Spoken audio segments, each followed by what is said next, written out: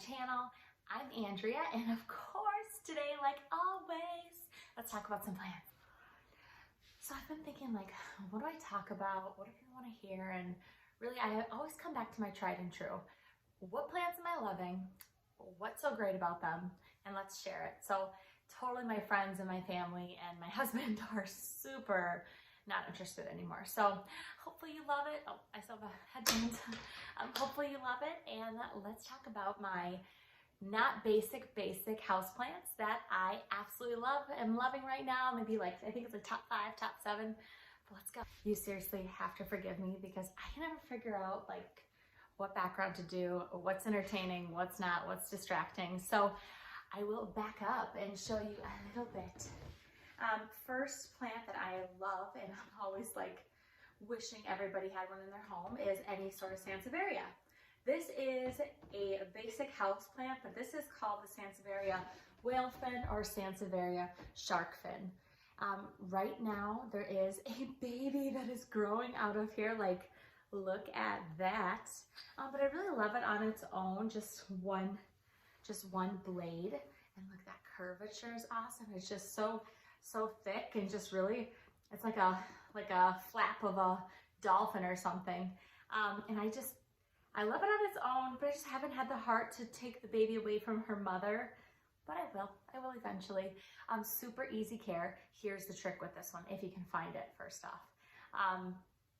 Let it dry out between waterings. I'm talking completely dry out, and really keep it in its nursery pot, and then whatever super cute cover pot you want, like in this case, I'm loving this cover pot too.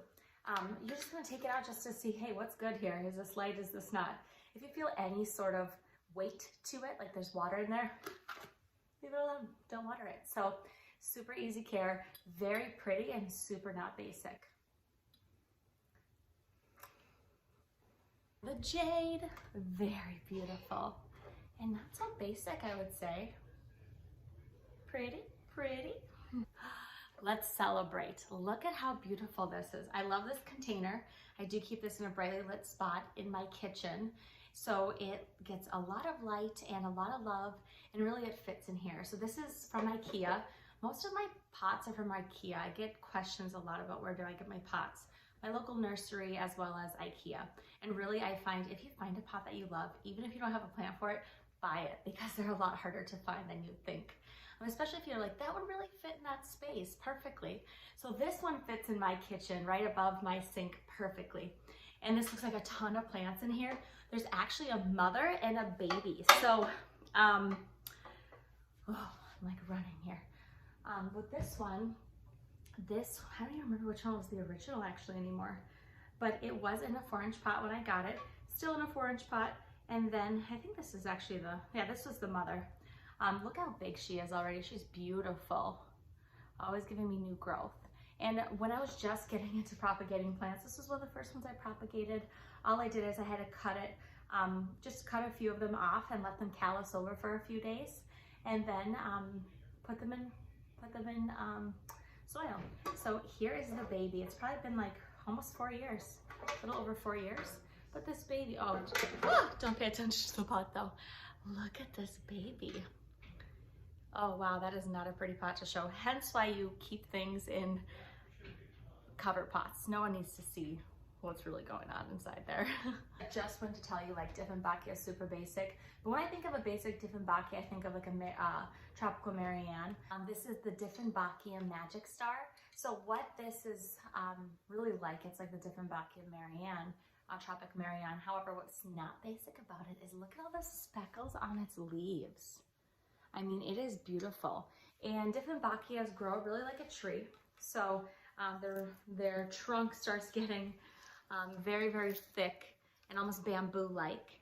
And when they're shedding leaves, they'll let you know. They start with the bottom. So you can actually pull them off the moment they get super yellow. I won't even pull this one off quite yet. I'd rather use scissors since the sap inside the Dieffenbachias are a little toxic. So it does grow upward, and it is so beautiful. It's very forgiving, not so basic. However, the weird thing about it, or actually maybe even a benefit to it, is though it wants a lot of water. It does like a lot of water, and especially if you have it in like a 4-inch pot like I do. Sometimes you should go bigger, and for this one, I didn't. It was a little hard for me to find it. So finally when I found it, they happened to only have it in a 4-inch pot, so of course I bought it. But it's really forgiving if you don't water it. It will show you that it needs water though. Literally this one has like been lopsided. Like I thought it was a goner, and then you just give it some water and it perks right back up. So super beautiful. I love it. I like to keep my favorite plants really places in my home that I'm at often. So this one I do keep in my living room, actually right here where we're standing. So that's my front door over there when you walk in. I have it right, we're sitting by this super cute chair. So the Dieffenbachia Magic Star.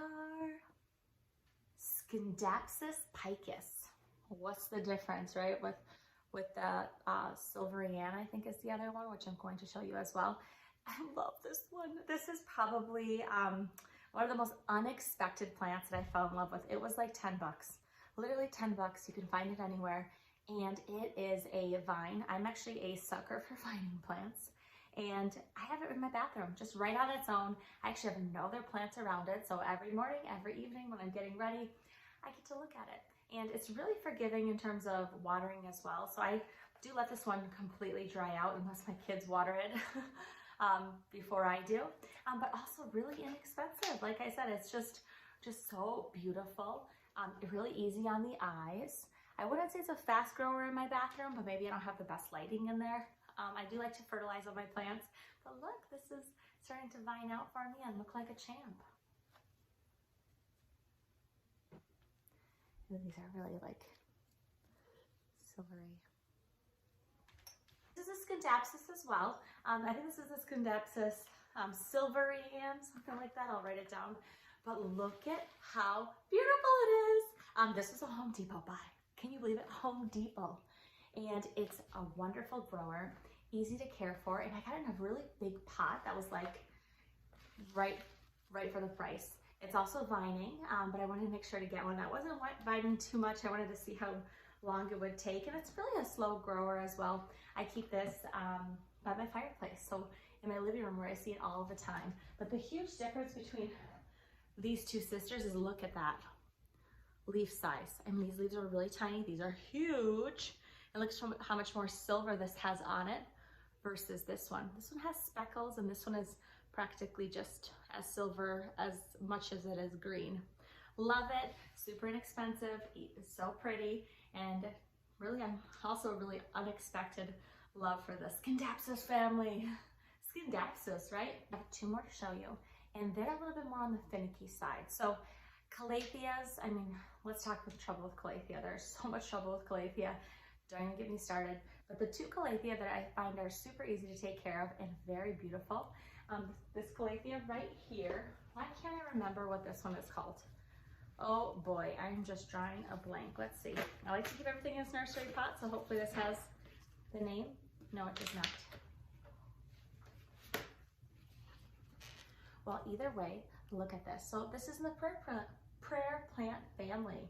So in the mornings, it's upright, and in the evenings, it starts drooping down. So it does go up with the sunlight, which is awesome. So giving thanks to its creator, which we can all learn to do that a little bit more. But I love it. I mean, I actually have it as a floor plant because I think most calatheas don't look good when you're looking at them on the side. Even though, of course, the markings beneath their leaves tend to be very pretty. This one has like a purple hue to it. But really, it's nice to look at them from the top. So I do actually just keep this right on the floor in our toy room. Relatively dark room. Actually, I think it's probably our darkest room in our house. And it's thriving. It doesn't ask me for much. It doesn't need much watering. But I do find that in these winter months, or in these, I guess, early spring now, especially since it's on the floor, we have the heat going. We're in Minnesota, so it needs to get watered often. It completely dries out, but it's forgiving. Like, it doesn't show me that it needs the water. I just need to take it out of its pot and see how dry it is. But calatheas tend to be not so forgiving, and they also tend to be finicky if you don't water them. They'll show you, and they're going to make you pay for it. This one, not so much. So this one is so beautiful. Like I said, basic, but not so basic, right? So not thinking your average house plants, but really maybe easy to find. And that's also the Calathea family. So if you're going to start maybe dabbling in the Calathea, you're like, hey, I want a part-time job that I don't get paid for. Let's start collecting Calathea. Start with this one. This might give you the motivation and the maybe the false sense of hope, I guess, that you're going to do well with Calathea. Tell me how you do. Tell me what I should be doing better, okay? Calathea, love them and hate them, but this one is my favorite. All right. Last but absolutely not least is the Stromanthe Triostar. It's huge. I mean, I gotta back up to show you its beauty. So of course, it's because it's in the prayer plant family, its leaves, they move throughout the day. So you could totally look at a video where they time lapse this and you can just start seeing it do its thing.